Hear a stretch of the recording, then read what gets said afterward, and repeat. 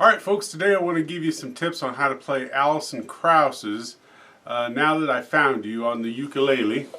And I'm going to try something different. I'm going to try a little bit different camera angle, give you a better view of what I'm doing with my fingers on the fretboard. At any rate, I'll post the PDF version of this song up on the Memphis Ukulele Flash Mob Facebook page. And I'll flash it up here so you can grab it and print it out or do whatever you can do with it as far as stealing it that way.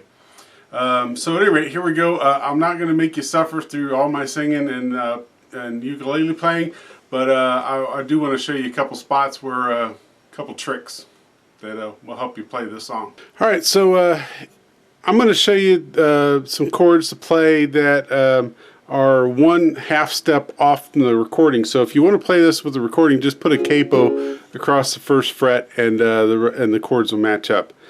So the one part I want to show you is when you get to the chorus, I'll go ahead and lead into it, and then I'll stop where I want to show you some tricks. But so it goes like this. Baby, baby, when first we met, I knew in this heart of mine that you were someone I couldn't forget, sitting right and I bide my time.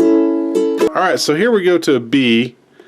Spent my life looking, and we go to an F sharp minor for that somebody, back to the B, to make me, and then we go to an A.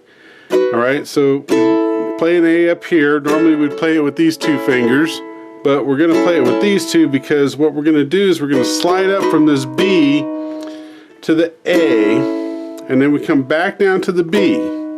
So we're going to leave those fingers down. We're not going to lift them. You want to try to avoid lifting fingers as often as you can. That's going to make your playing smoother. So we're not going to lift those fingers. We're just going to slide them.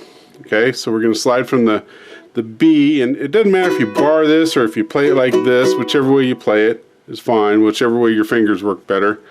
But we're going to go from a B to an A, back to the B, and then it does this transition thing where it goes B, B flat, A. Alright, so when you see that, don't let it scare you, because all we're going to do is we're going to slide up. And then after that it goes, stays on the A, and then it goes to an E minor. Now when you go from the A to the E minor, these two fingers are already in the right form location, because an E minor is like this. So we're not really going to lift our fingers, but we're just going to lift them up enough to slide them down a string, because we're going to go down to here, okay, and then drop this finger to the E minor. Alright, so we're going to go A, not really lift, but just kind of float your fingers down there to the E minor. Alright, so this is what it's going to look like. Sitting right and I bide my time. Spend my life looking for that somebody to make me feel like you. Now you tell me that you want to leave me, but darling, I just can't let you. Alright, so that's the one trick there. Alright, so there's another trick I want to show you. It's in, I don't know if it's a refrain or not, but that's what I'm calling it. At least on the sheet music I post, it's going to be called the refrain. And it's where you go from the G to the G minor chord. Alright, it does it in the verses and it does it everywhere. At any rate, to go from the G to the G minor chord, make sure you leave this pinky finger down. Again, you don't want to lift a finger if you don't have to. It's kind of, I guess it's kind of like being lazy. You don't want to lift a finger. So at any rate, you're going to be at this G and you're going to go to G minor. The G minor is like this, so there's no reason to lift this finger. Just leave it there, okay? And get used to doing that, and it'll make your transition a little bit easier. Baby, now that I found you, I won't let you go. I build my world around you, I need you so. Baby, even though you don't need me, you don't need me, no.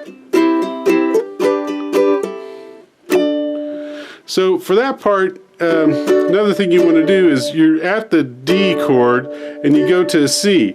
Now normally you might play the C with this finger, but we're going to play it with this finger because we're coming off this D chord, and all we got to do is drop that finger down here for the C and lift the other ones up. Okay? And then you go to your G and then back to your D. And then you come back into the C again.